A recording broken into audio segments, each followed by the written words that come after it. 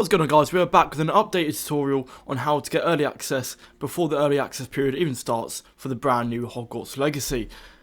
So we did recently make a very similar tutorial on how to do this. However, we did have some people in the comments moaning about payment methods, and that to actually purchase the game you do need a certain type of payment method, so do stick around if you are having this issue. Apart from that, this is a very similar tutorial, so if you want to skip to the end, I'll put a timestamp for that.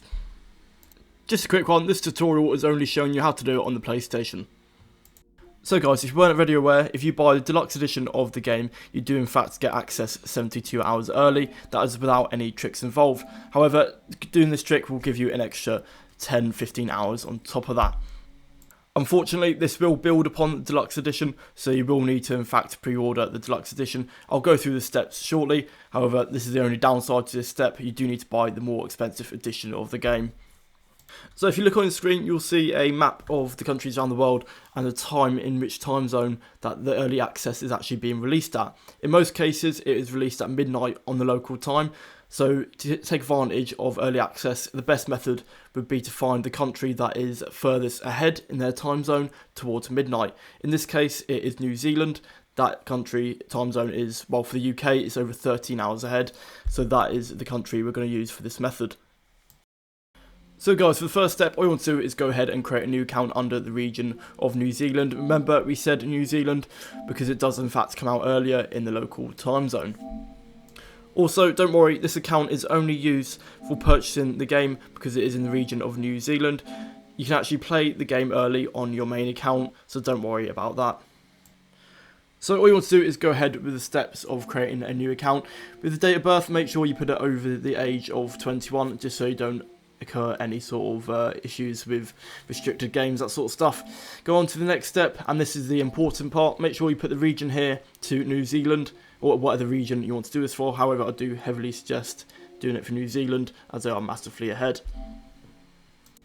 Once you have pressed New Zealand, you just want to continue on with the creation of the account. At some point during the account creation, it will ask you for the home address. All you want to do is find a valid New Zealand address and put that down. The address that I'm using on screen is valid, so if you want to pause the video and just use this, by all means, go ahead and do that. I must stress though, for this to work, this address and also the region must both be New Zealand. So that is two of the three important steps that are needed for this method to work. First, the region, and also make sure the home address matches the region that you're staying in. For the third step, I'll get onto that. However, to continue on with the account creation and finish that up.